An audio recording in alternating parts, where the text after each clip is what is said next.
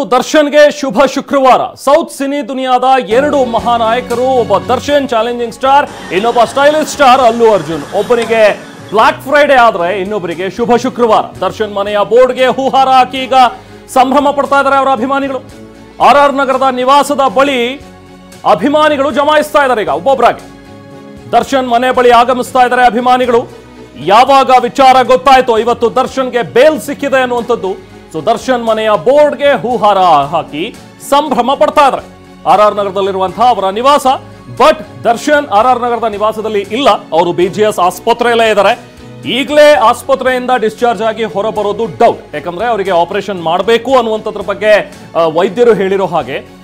But ಯಾವಾಗ ಆಗತ್ತೆ operation ಅನ್ನುವಂಥದ್ದು ಇದುವರೆಗೂ ನಿರ್ಧಾರ ಆಗಿಲ್ಲ. 11ನೇ ತಾರೀಕು ಎಲ್ಲರೂ ಅನ್ಕೊಂಡಿದ್ದು 11ನೇ ತಾರೀಕು ಆಗಬಹುದೇನು ಅಂತೇಳಿ. ಯಾಕಂದ್ರೆ ಕೋರ್ಟ್ಗೆ ವೈದ್ಯರು ಕೊಟ್ಟಂತಹ ರಿಪೋರ್ಟ್ 11ನೇ ತಾರೀಕು ದರ್ಶನ್ರನ್ನ ಆಪರೇಷನ್ಗೆ ಒಳಪಡಿಸ್ತೀವಿ, ಆಪರೇಷನ್ ಆಗತ್ತೆ ಅಂತ ಹೇಳಿ. ಬಟ್ ಅಗೇನ್ ಕಾರಣಗಳನ್ನ ನೀಡಿ ಅವರ BP ಫ್ಲಕ್ಚುಯೇಷನ್ ಆಗ್ತಾ ಇದೆ, ಈಗಲೇ ಆಪರೇಷನ್ ಮಾಡೋದಕ್ಕೆ ಸಾಧ್ಯ ಇಲ್ಲ ಅಂತ ಹೇಳಿ ಅದನ್ನ ಡೇಟನ್ನ ಮುಂದಕ್ಕೆ ಹಾಕ್ತಾ ಇದ್ದಾರೆ. ಸೊ ಯಾವಾಗ ಆಗತ್ತೆ ಅನ್ನುವಂಥದ್ದು ಗೊತ್ತಿಲ್ಲ. ಈಗ ರೆಗ್ಯುಲರ್ ಬೇಲ್ ಸಿಕ್ಕಿರೋದ್ರಿಂದ ದರ್ಶನ್ಗೆ, ಸೊ ಇದು ಮೆಡಿಕಲ್ ಬೇಲ್ ಎಕ್ಸ್ಟೆನ್ಷನ್ ಅಲ್ಲ, ಇದು ರೆಗ್ಯುಲರ್ ಬೇಲ್. ಸೊ ಹಾಗಾಗಿ ಈಗ ಜಾಮೀನು ಸಿಕ್ಕಿರೋದ್ರಿಂದ, ಈ ಪ್ರಕರಣದಲ್ಲಿ ಮೆರಿಟ್ ಆಧಾರದ ಮೇಲೆ ಜಾಮೀನನ್ನ ಪಡ್ಕೊಂಡಿರೋದ್ರಿಂದಾಗಿ ಈಗ ಆಪರೇಷನ್ ಮಾಡಿಸ್ತಾರಾ ಅಥವಾ ಆಪರೇಷನ್ ಮಾಡಿಸ್ದಲೇ ಅವ್ರನ್ನ ಮನೆಗೆ ಡಿಸ್ಚಾರ್ಜ್ ಮಾಡಿ ಕಳುಹಿಸಲಾಗತ್ತಾ, ಇದೆಲ್ಲ ಪ್ರಶ್ನೆಗಳಿಗೂ ಕೂಡ ಇನ್ನು ಕೆಲವು ದಿನಗಳಲ್ಲಿ ಉತ್ತರ ಸಿಗುತ್ತೆ. ಅಟ್ ದ ಸೇಮ್ ಟೈಮ್ ಇಲ್ಲಿಗೆ ಎಲ್ಲವೂ ಕೂಡ ಮುಕ್ತಾಯವಾಯಿತು ಅನ್ನುವ ಹಾಗಿಲ್ಲ, ಪಿಕ್ಚರ್ ಅಭಿ ಬಾಕಿ ಹೇ. ಯಾಕಂದ್ರೆ ಪೊಲೀಸರು ಯಾವ ರೀತಿಯಾಗಿ ಮೂವ್ ಮಾಡ್ತಾರೆ ಅನ್ನುವಂಥದ್ದನ್ನ ಗಮನಿಸಬೇಕು. ಈಗಾಗಲೇ ಇಂಟರಿಮ್ ಬೇಲ್ ಕ್ಯಾನ್ಸಲ್ ಮಾಡಬೇಕು ಅಂತ ಹೇಳಿ ಸುಪ್ರೀಂ ಕೋರ್ಟ್ನಲ್ಲಿ ಅರ್ಜಿಯನ್ನು ಹಾಕಿದ್ರು. ಬಟ್ ಈಗಾಗಲೇ ರೆಗ್ಯುಲರ್ ಬೇಲ್ ಸಿಕ್ಕಿರೋದ್ರಿಂದಾಗಿ ಆ ಅರ್ಜಿಗೆ ಅಷ್ಟು ಮಹತ್ವ ಇರೋದಿಲ್ಲ ಅಲ್ಲಿ. ಸೊ ಹಾಗಾಗಿ ಈಗ ಹೊಸದಾಗಿ ಮತ್ತೆ ಪೊಲೀಸರು ಅರ್ಜಿಯನ್ನು ಹಾಕಬೇಕಾಗತ್ತೆ ಸುಪ್ರೀಂ ಕೋರ್ಟ್ಗೆ.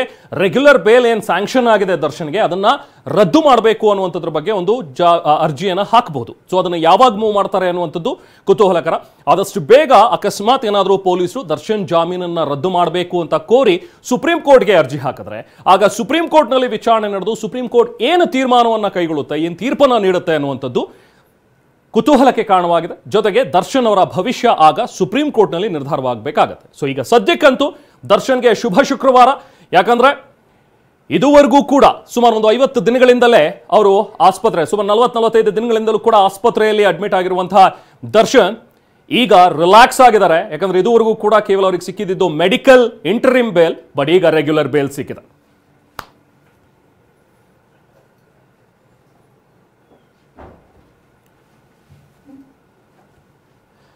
ಸೊ ಹಾಗಾಗಿ ಈಗ ಮತ್ತೆ ಬಳ್ಳಾರಿ ಜೈಲಿಗೆ ದರ್ಶನ್ ಹೋಗೋದಿಲ್ಲ ಈಗ ಸದ್ಯಕ್ಕೆ, ಯಾಕಂದ್ರೆ ಅವರಿಗೆ ಬೇಲ್ ಸಿಕ್ಕಿದೆ, ಅದು ರೆಗ್ಯುಲರ್ ಬೇಲ್ ಸಿಕ್ಕಿದೆ.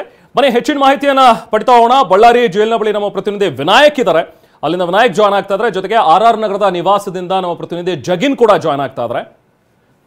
ಅವರಿಂದ ಹೆಚ್ಚಿನ ಮಾಹಿತಿ ಪಡಿತಾ ಹೋಗೋಣ. ಜಗಿನ್, ಈಗ RR ನಗರದ ನಿವಾಸದ ಬಳಿ ಹೆಚ್ಚಿನ ಸಂಖ್ಯೆಯಲ್ಲಿ ಬಹುಶಃ ಜನ ಜಮಾಯಿಸ್ತಾ ಇದ್ದಾರೆ, ಪೊಲೀಸರು ಕೂಡ ಬಂದೋಬಸ್ತನ್ನ ಏರ್ಪಡಿಸ್ತಾ ಇದ್ದಾರೆ. ಹೇಗಿದೆ ಸದ್ಯಕ್ಕಲ್ಲಿ ಚಿತ್ರಣ ಹೇಗಿದೆ?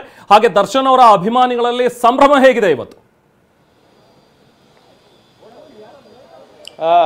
ರೆಹಮಾನ್ ಏನು ಅಂತಂದ್ರೆ ರೇಣುಕಾಸ್ವಾಮಿ ಕೊಲೆ ಪ್ರಕರಣದಲ್ಲಿ ಜೈಲು ಪಾಲಾಗಿದ್ದಂತ ದರ್ಶನ್ ಹಾಗೆ ಅವರ ಗ್ಯಾಂಗ್ ಏನಿದೆಯೋ ಅದರಿಗೆ ಡಿ ಗ್ಯಾಂಗ್ನ 7 ಜನರಿಗೆ ಇವತ್ತು ರೆಗ್ಯುಲರ್ ಬೇಲ್ ಆಗಿರ್ತಕ್ಕಂಥದ್ದು. ಇಷ್ಟು ದಿನ ದರ್ಶನ್ ಅವರು ಏನಂತಂದ್ರೆ ಮಧ್ಯಂತರ ಜಾಮೀನು ಪಡೆದು ಆಸ್ಪತ್ರೆಯಲ್ಲಿ ಚಿಕಿತ್ಸೆಯನ್ನ ಪಡಿತಾ ಇದ್ರು. ಬಟ್ ಸದ್ಯಕ್ಕೆ RR ನಗರದ ನಿವಾಸದಲ್ಲಿ ಯಾವ ರೀತಿ ಇದೆ ವಾತಾವರಣ ಅನ್ನೋದು ತೋರಿಸ್ತೀವಿ. ಸಹಜವಾಗಿ ದರ್ಶನ್ ಅವರ ಅಭಿಮಾನಿಗಳೇನಂತಂದ್ರೆ ಅವರು RR ನಗರದ ನಿವಾಸದಲ್ಲಿ ಇದ್ದಂತಹ ಸಂದರ್ಭದಲ್ಲಿ ಬರ್ತಾ ಇರುವಂತದ್ದು, ಸಿನಿಮಾಗಳು ರಿಲೀಸ್ ಆದಾಗ ಬರುವಂತದ್ದು, ಸಂಭ್ರಮಿಸುವಂತದ್ದು ಸಹಜವಾಗಿರುತ್ತೆ. ಬಟ್ ಇಂಥದ್ದೊಂದು ಘಟನೆ ಬೇರೆ ತರದ ದಿನದಲ್ಲಿರ್ತಕ್ಕಂಥದ್ದು, ಅಂದ್ರೆ ಜೈಲಿಂದ ಬಿಡುಗಡೆ ಆಗುವಂತಹ ಸಂದರ್ಭದಲ್ಲೂ ಕೂಡ ಅವರ ಅಭಿಮಾನಿಗಳು ಸಂಭ್ರಮಿಸ್ತಾ ಇರ್ತಕ್ಕಂಥದ್ದು. ವಿಶೇಷವಾಗಿ ಏನಂತಂದ್ರೆ ಇಲ್ಲಿ ಅವರ ತೂಗುದೀಪ ನಿಲಯ ಏನಿದೆಯೋ ಅಲ್ಲಿ ಹೂವಿನ ಹಾರವನ್ನ ಹಾಕಿ ಅಲ್ಲಿ ನಿಂತು ಫೋಟೋಗಳನ್ನು ತೆಗೆದುಕೊಳ್ತಾ ಇರುವಂತಹ ಅಭಿಮಾನಿಗಳನ್ನ ನೋಡ್ತಾ ಇರಬಹುದು. ಇದು RR ನಗರದ ನಿವಾಸದ ಮುಂಭಾಗದಲ್ಲಿ ಕಂಡು ಬರ್ತಾ ಇರ್ತಕ್ಕಂಥ ಒಂದು ವಾತಾವರಣ. ಅಂದ್ರೆ ಅವ್ರು ಇಲ್ದಿದ್ರು ಕೂಡ ಅವರನ್ನ ಆರಾಧ್ಯ ದೈವದಂತೆ ಸಂಭ್ರಮಿಸುವಂತಹ ಕೆಲವು ಅಭಿಮಾನಿಗಳಿದ್ದಾರೆ. ಇಲ್ಲೂ ಕೂಡ ಮತ್ತೊಂದು ಹಾರವನ್ನ ತಂದು ಅವರ ಏನೋ ಒಂದು ತೂಗುದೀಪ ನಿಲಯ ಅನ್ನುವಂತಹ ಬೋರ್ಡ್ ಇದೆಯೋ ಅಲ್ಲಿಗೆ ಹಾಕ್ತಾ ಇರುವಂತಹ ಸನ್ನಿವೇಶವನ್ನ ತೋರಿಸ್ತಾ ಇದ್ದೀವಿ. ಸಹಜವಾಗಿ ಏನಂತಂದ್ರೆ ಅವ್ರು ಎಂತದೇ ಸಂದರ್ಭದಲ್ಲಿ ಇದ್ರು ಕೂಡ ಅವ್ರನ್ನ ಬಿಟ್ಕೊಡಲ್ಲ ಅನ್ನುವಂತ ರೀತಿಯಲ್ಲಿ ಅಭಿಮಾನಿಗಳು ಪ್ರತಿ ಬಾರಿ ಸಂಭ್ರಮಿಸ್ತಾ ಇದ್ರು. ಇಲ್ಲಿ ಘೋಷಣೆಗಳನ್ನು ಕೂಡ ಕೂಗ್ತಾ ಇದ್ದಾರೆ. ಒಂದಿಷ್ಟು ಅಭಿಮಾನಿಗಳನ್ನು ಮಾತಾಡ್ಸೋಣ. ಸರ್, ಇವತ್ತು ದರ್ಶನ್ ಅವರಿಗೆ ರೆಗ್ಯುಲರ್ ಬೇಲ್ ಸಿಕ್ಕಿದೆ, ಸೊ ಹೇಗೆ ಸಂಭ್ರಮಿಸ್ತಾ ಇದ್ರಿ? ಇಷ್ಟು ದಿನ ಯಾವ ರೀತಿ ಬೇಸರ ಆಗ್ತಾ ಇತ್ತು ಅನ್ನುವಂಥದ್ದು? ಊರಲ್ಲಿ ಹಬ್ಬ ಬಂದ್ರೆ ಹೇಗಿರುತ್ತೆ ಸರ್, ಆ ತರ ಖುಷಿ ಆಗಿದೆ ಸರ್ ಅಲ್ವಾ? ಮಾತಾಡಿ ಸರ್. ಅದೇ ಸರ್, ಹನುಮಾನ್ ಜಯಂತಿ ಇದು ಹಬ್ಬದ ಇದರಿಂದ ಡಿ ಬಾಸ್ ಅವರು ರಿಲೀಸ್ ಆಗಿದ್ದಾರೆ. ಇದೆಲ್ಲ ತುಂಬಾ ಸಂತೋಷ ಆಗ್ತಿದೆ ನಮ್ಮ ಅಭಿಮಾನಿ ಬಳಗಕ್ಕೆಲ್ಲ. ಏನಂದ್ರೆ ಅವ್ರಿಗೆ ಬೆನ್ನೋವು ಇರೋದ್ರಿಂದ ಒಂಚೂರು ಬೇಜಾರು ಇದೆ. ಪರವಾಗಿಲ್ಲ, ನಮ್ಮ ಬಾಸ್ ಮತ್ತೆ ಬರ್ತಾರೆ, ಮತ್ತೆ ಫಿಲಂ ಮಾಡ್ತಾರೆ. ಜೈ ಡಿ ಬಾಸ್. ಬೇರೆ ಬೇರೆ ಭಾಗಗಳಿಂದ ಬಂದಿರುವಂತವರು ಸರ್, ಚಿಕ್ಕದಾಗಿ ಹೇಳಿ. ಅಂದ್ರೆ ಈಗ ದರ್ಶನ್ ಅವ್ರಿಗೆ ಬೇಲ್ ಸಿಕ್ಕಿದೆ, ಹೂವಿನ ಹಾರ ಹಾಕಿ ಸಂಭ್ರಮಿಸ್ತಾ ಇದ್ದಾರೆ, ಎಷ್ಟು ಖುಷಿ ಆಗ್ತಿದೆ ಅಂತ? ದರ್ಶನ್ ಅವರಿಗೆ ಬೇಲ್ ಆಗಿದೆ. ವಿಜಯಲಕ್ಷ್ಮಿ ಮೇಡಮ್ಗೆ ಧನ್ಯವಾದಗಳು. ಯಾಕಂದ್ರೆ ದರ್ಶನ್ ಅವರು ಹೋಗಿದ್ದ ದಿವಸದಿಂದ ಇವತ್ತುಗಂತ ಮೇಡಮು ಅಧಿಕಾರಿಗಳ ಜೊತೆ ಚರ್ಚೆ ಮಾಡಿ ಏನು ಈ ಕೇಸ್ ಎಂತ ಮಟ್ಟಕ್ಕೆ ಓಡಾಡ್ತಾ ಇದೆ ಅಂತ ಕರ್ನಾಟಕದಲ್ಲಿ ನ್ಯಾಯಾಂಗ ಪರವಾಗಿ ಹೋರಾಟ ಮಾಡಿ ದರ್ಶನ್ ಅವ್ರ ಮಗ ಅವರಿಗೆ ಇವತ್ತು ನಾವು ಬೆಂಬಲಿಸಬೇಕಾಗಿದೆ. ಇನ್ನು ಅವ್ರ ದರ್ಶನ್ ಫ್ಯಾನ್ಸ್ ಅವರು ಇವತ್ತು ಹನುಮಂತ ಜಯಂತಿ ದಿವಸ ನೀವು ಯಾವಾಗಿಂದ ದರ್ಶನ್ ಅವ್ರ ಫ್ಯಾನ್ ಹಾರ ಹಾಕಿ ಸಂಭ್ರಮಿಸ್ತಾ ಇದ್ದೀರಿ? ಪ್ರತಿ ಬಾರಿ ಬಂದಾಗ ಅವ್ರು ಇರಲ್ಲ, ಇವತ್ತು ಕೂಡ ಅವ್ರ ಮನೇಲಿ ಇಲ್ಲ ಅಂದ್ರೂ ಕೂಡ ನೀವು ಸಂಭ್ರಮಿಸ್ತಾ ಇದ್ದೀರಿ, ಆಸ್ಪತ್ರೆ ಇದ್ರು ಕೂಡ. ಹೇಗೆ ಅನಿಸ್ತಿದೆ ಅಂತ? ಸರ್, ಚಿಕ್ಕ ವಯಸ್ಸಿಂದ ನಾನು ಡಿ ಬಾಸ್ ಫ್ಯಾನೇ. ನಾನು ಅವರು ಬಳ್ಳಾರಿ ಜೈಲಿಗೆ ಹೋದಾಗಲೂ ಅವರು ಇದು ಕೈದಿ ನಂಬರ್ ಹಾಕ್ಕೊಂಡು ಆಟೋದಲ್ಲಿ ಹೈಲೈಟ್ ಆಗಿದ್ದೀನಿ. ಬಾಸ್ ಬಂದು ನನಗೆ ದೇವ್ರ ಥರ. ನನಗೆ ಅವರು ಮಿಸ್ಸಸ್ ಬಂದು ಐರನ್ ಲೇಡಿ. ಜೈ ಡಿ ಬಾಸ್ಗೆ, ಜೈ ಡಿ ಬಾಸ್ಗೆ.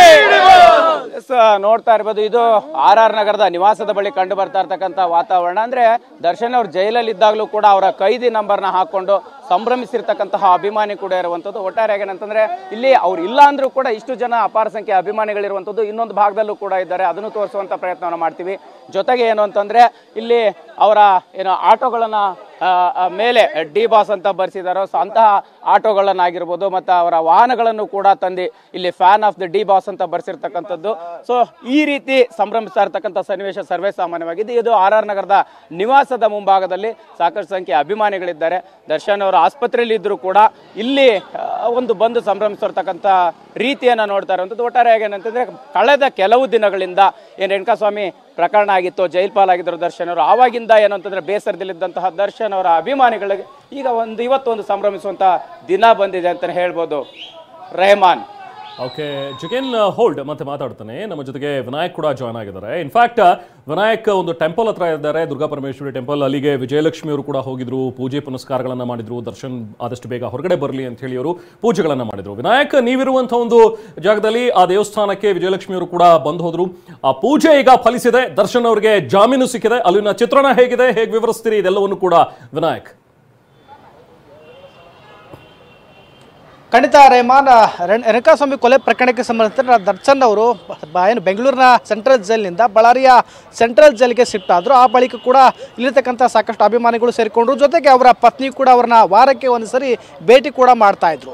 ಭೇಟಿ ಸಂದರ್ಭದಲ್ಲಿ ಇಲ್ಲಿ ಬಳ್ಳಾರಿಯ ಅಧಿದೇವತೆ ಅಂತಂದ್ರೆ ಕನಕದುರ್ಗಮ್ಮ ದೇವಸ್ಥಾನಕ್ಕೆ ಸುಮಾರು 3 ಬಾರಿ ಭೇಟಿ ನೀಡಿದ್ದಾರೆ. ಅಂದರೆ ದರ್ಶನ್ ಅವರು ಸುಮಾರು 63 ದಿನಗಳ ಕಾಲ ಬಳ್ಳಾರಿ ಸೆಂಟ್ರಲ್ ಜೈಲಿನಲ್ಲಿದ್ದರು. ಆ ಸಂದರ್ಭದಲ್ಲಿ ವಿಜಯಲಕ್ಷ್ಮಿ ಅವರು ಬಂದಾಗ 3 ಬಾರಿ ಕನಕದುರ್ಗಮ್ಮ ದೇವಸ್ಥಾನಕ್ಕೆ ಭೇಟಿ ನೀಡ್ತಾರೆ. ಭೇಟಿ ನೀಡುವ ಸಂದರ್ಭದಲ್ಲಿ ಒಬ್ಬರೇ ಗರ್ಭಗುಡಿ ಒಳಗಡೆ ಕೂತ್ಕೊಂಡು ನಿರಂತರವಾಗಿ ಪ್ರಾರ್ಥನೆ ಕೂಡ ಮಾಡ್ತಾ ಇದ್ರು. ಅಂದ್ರೆ ದೇವಿ ಬಳೆ ಮೊರೆಯನ್ನು ಇಡ್ತಾ ಇದ್ರು. ಮೊರೆ ಇಡೋ ಸಂದರ್ಭದಲ್ಲಿ ಏನಂತಾರೆ ಕಣ್ಣೀರು ಹಾಕ್ತಾನೆ ಪರಿಪೂರ್ಣ ಜಾಮೀನಿಗಾಗಿ ಕೂಡ ಒಂದು ರೀತಿ ಮನವಿ, ಅದೇ ರೀತಿ ಒಂದು ಪ್ರಾರ್ಥನೆ ಕೂಡ ಮಾಡ್ತಾ ಇದ್ರು. ಆ ಸಂದರ್ಭದಲ್ಲಿ ಕೂಡ ಮಧ್ಯಂತರ ಜಾಮೀನು ಕೂಡ ಅವರಿಗೆ ಮಂಜೂರಾಗುತ್ತೆ. ಬಳಿಕ ಜಾಮೀನಾದ ನಂತರ ವಿಜಯಲಕ್ಷ್ಮಿ ಅವರು ಮತ್ತೆ ದುರ್ಗಮ್ಮ ದೇವಸ್ಥಾನಕ್ಕೆ ಭೇಟಿ ಕೊಡ್ತಾರೆ.